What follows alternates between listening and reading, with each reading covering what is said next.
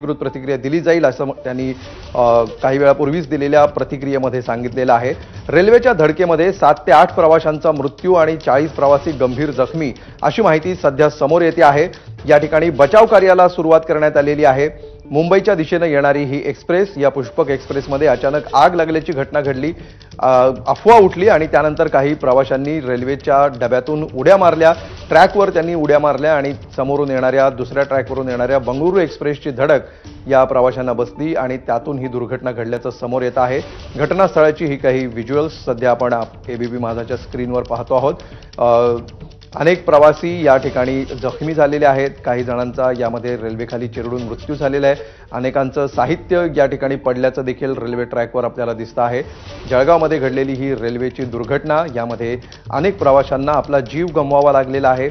अनेक प्रवासी सध्या गंभीर जखमी आहेत। मुंबईच्या दिशेने येणारी ही एक्सप्रेस, या एक्सप्रेसमधल्या रेल्वे अपघाताचा नवा व्हिडिओ आता एबीपी माझाच्या हाती लागलेला आहे। हा व्हिडिओ सध्या आपण स्क्रीनवर पाहतो आहोत। प्रवासी रेल्वेतून उड्या मारतानाचा हा व्हिडिओ आहे। कशा प्रकारे नेमकी ही दुर्घटना घडली, त्या क्षणी नेमकं काय झालं, या क्षणाचा, ज्या क्षणानंतर ही दुर्घटना घडली त्या क्षणाचा हा व्हिडिओ सध्या एबीपी माझाच्या हाती आलेला आहे, जो आपण पाहतो आहोत। रेल्वेमध्ये आग लागल्याची अफवा उठल्यानंतर कशा प्रकारे प्रवाशांमध्ये गोंधळ उडाला आणि कशा प्रकारे या प्रवाशांनी रेल्वेतून उड्या मारल्या याचा हा व्हिडिओ सध्या समोर आलेला आहे।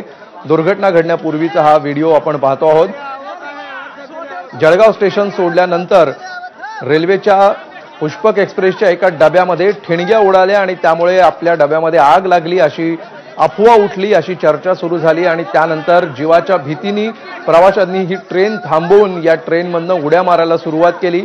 ज्यावेळी ट्रेनमधून उतरलेले हे सगळे प्रवासी या व्हिज्युअल्समध्ये आपण पाहू शकतो।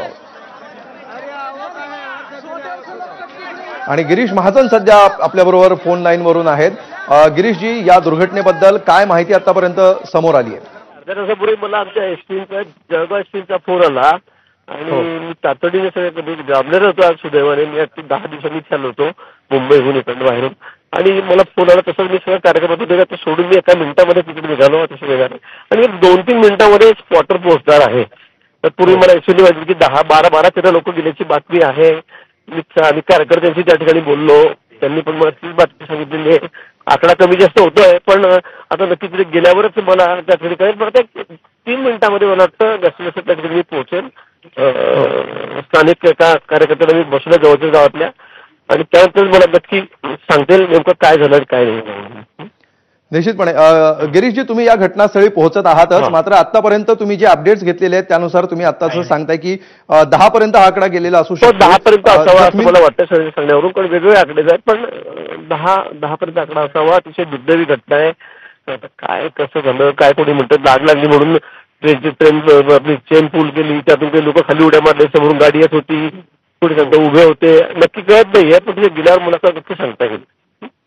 गिरीशजी, या जखमींना तातडीने उपचार मिळणं आवश्यक आहे। साधारण 40 किंवा त्यापेक्षा जास्त जखमी असतील असं म्हणतात। रेल्वे ॲम्ब्युलन्स त्या ठिकाणी ट्रॅकवरून निघालेली आहे।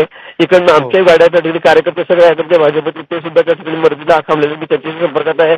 काही लोकांना पाठवलेलं आहे बाहेर, असं झालेलं आहे। गिरीशजी, या सगळ्यांवर कुठे उपचार सुरू आहेत? कशा प्रकारे या सगळ्यांना रुग्णालयामध्ये पोहोचवलं जातं? काही लोकांना पाचोरा जवळ आहे, पाचोऱ्याच्या जवळच घटना झालेली आहे। 15-20 मिनिटाच्या अंतरावर तिथे पाचोऱ्याला ते प्रायव्हेट हॉस्पिटलला वगैरे आम्ही शिफ्ट करण्याची तयारी त्या डॉक्टरांनी तिथे अलर्ट केलेला आहे, पण अजून जखमी कोणी तिथे पोहोचले नाही। पण काही कॅज्युअलिटी झालेल्या आहेत, 4-5 लोकांना हलवलं असं मला पोलिसांनी त्या ठिकाणी प्रथम सांगितलेलं आहे। पण आता मी जवळच मी 2 मिनिटाच्या अंतरावर त्या ठिकाणी आहे, गेल्यावर आपल्याला संपर्क करतो। ज्या प्रकारे ही घटना घडली त्याच्या अनेक वर्जन समोर येत आहेत। काही जण आग लागली असं सांगतायत, काही जण ठिणग्या उडाल्या आणि आगीची अफवा उडाली असं सांगतायत। याविषयी नेमकी तुमच्यापर्यंत काय माहिती आली आहे? मी आलो, घटनास्थळ पोहोचलो, एका मिनिटात सांगतो, 2 मिनिटात। गिरीशजी, सरकारकडून सध्या या ठिकाणी कोण पोहोचलंय, कशा प्रकारे या ठिकाणी बचाव कार्य आणि या सगळ्याचा आढावा घेतला जातो? आपण ज्या व्यक्तीशी बोलत आहात, गिरीश महाजन यांच्याशी आपण बोलत होतो। पुढच्या काही मिनिटांमध्ये मी घटनास्थळी पोहोचतो आहे अशी प्रतिक्रिया त्यांनी दिलेली आहे आणि साधारण 10च्या आसपास मृत्यूचा आकडा असावा असं आपल्या कानावर येत आहे अशी प्रतिक्रिया त्यांनी दिलेली आहे. बचाव कार्य सुरू आहे. जवळच्याच इस्पितळांमध्ये इथल्या जखमींना दाखल केले जात आहे. त्यासाठी अँब्युलन्स देखील मागवल्या जात आहेत आणि स्थानिकांच्या मदतीनं या सर्व जखमींना तातडीने उपचार मिळतील याची काळजी घेतली जाते आहे अशी प्रतिक्रिया गिरीश महाजन यांनी एबीपी माझाशी बोलताना दिलेली आहे. जळगावमध्ये ही रेल्वे दुर्घटना घडलेली आहे आणि साधारण ही दुर्घटना घडून आता 1 तास उलटून चाललेला आहे. इथल्या प्रवाशांमध्ये अचानकपणे आगीची अफवा उठली आणि या अफवेनंतर काही प्रवाशांनी ही ट्रेन थांबवली. ही ट्रेन नेमकी कुठे थांबली, कशा प्रकारे चेन ओढण्यात आली, चेन ओढल्यानंतर ही ट्रेन थांबली का, या सगळ्या गोष्टी देखील आता हळूहळू अधिकृतरित्या समोर येतीलच. सध्या जो आपण व्हिडिओ बघतोय त्याच्यातून आपल्याला कल्पना येऊ शकते की किती गंभीर परिस्थिती निर्माण झालेली असू शकते. कारण हे काही 10-20 प्रवासी नाहीत तर प्रचंड मोठ्या संख्येने प्रवासी रस्त्यावर उतरल्याचं या व्हिडिओमधून स्पष्ट दिसतंय. ट्रॅकवर हे सगळे प्रवासी उतरले आणि या 2 ट्रॅकमध्ये किती कमी अंतर आहे साधारणपणे हे देखील या व्हिज्युअल्समधून स्पष्ट होत आहे. या ट्रेनमधनं उड्या मारल्यानंतर आगीच्या भीतीने, जीव वाचवण्याच्या भीतीने हे सगळे प्रवासी ट्रॅकवर उतरले आणि काही पावलांवर, 1-2 पावलांवर असणाराच दुसरा ट्रॅक, या ट्रॅकवरून भरधाव वेगानं बंगळुरू एक्सप्रेस चाललेली होती. या बंगळुरू एक्सप्रेस खाली चिरडून यातल्या अनेक प्रवाशांना आपले प्राण गमवावे लागले अशी माहिती समोर येते आहे आणि तितक्याच मोठ्या संख्येने अनेक प्रवासी यामध्ये जखमी देखील झालेले आहेत. यामध्ये अनेक प्रवाशांना या ट्रेनची बाजूनी धडक बसलेली असू शकते. याच्यामध्ये त्यांच्या हातापायांना इजा झालेली असू शकते, गंभीर प्रकारच्या जखमा झालेल्या असू शकतात. या सर्व प्रवाशांना, जे जखमी झालेले आहेत त्या सर्व प्रवाशांना तातडीने मदत कशी मिळेल याची सध्या प्रशासनाकडून उपाययोजना केली जाते.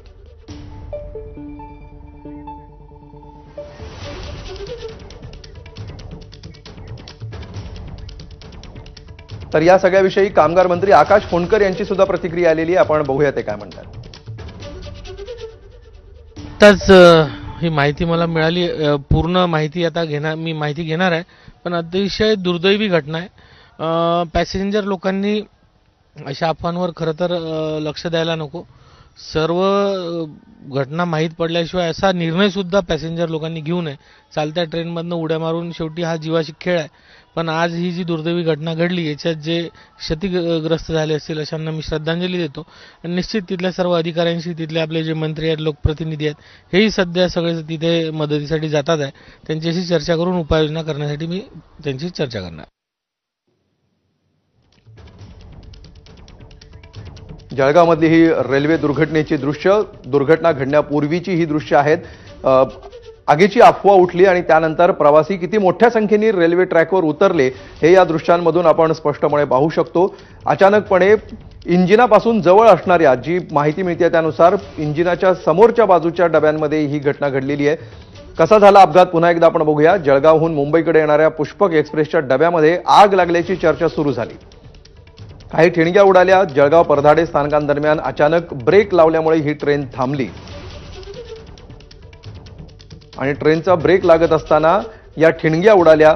पण या ठिणग्या म्हणजे आग लागलेली आहे अशी काही प्रवाशांमध्ये चर्चा सुरू झाली आणि बघता बघता प्रवाशांमध्ये भीती पसरली आणि या भीतीमुळे अनेक प्रवाशांनी ट्रेन सोडून, आपला डबा सोडून ट्रॅकवर उड्या मारल्या आणि दुर्दैवानं त्याच वेळी दुसऱ्या ट्रॅकवरून बंगळुरू एक्सप्रेस चाललेली होती.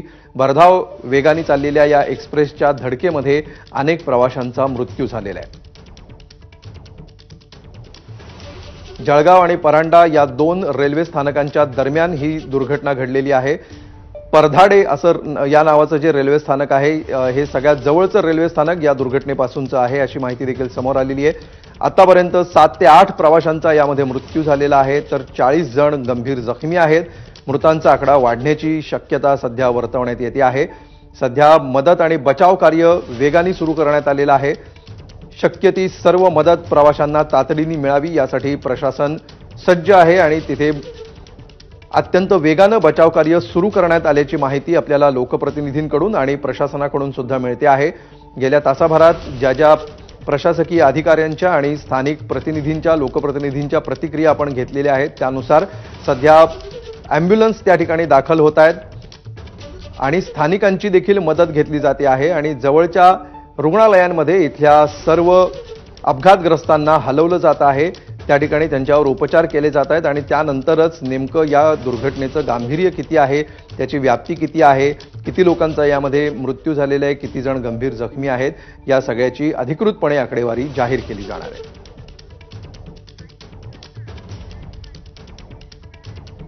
जिल्हाधिकारी आयुष प्रसाद यांच्याशी काही वेळापूर्वी आम्ही बातचीत केलेली होती. त्यांनी दिलेली प्रतिक्रिया आपण ऐकूया. 20 मिनिट पूर्वी अशी एक माहिती आपल्याला सेंट्रल रेल्वेच्या कंट्रोल रूम कडून प्राप्त झाली की जो कर्नाटक एक्सप्रेस आहे त्यांच्या म्हणजे त्या ठिकाणी एक अपघातात्मक घटना झाली. त्याच्यामध्ये 6 ते 8 लोक आयदर जखमी झाले या स्पॉटवर त्यांची मृत्यू झाली. इमिडिएटली जिल्हा प्रशासनाच्या वतीने 108चे 8 अँब्युलन्सेस आपण ऍक्टिव्हेट केला आणि त्या स्पॉटवर पाठवले.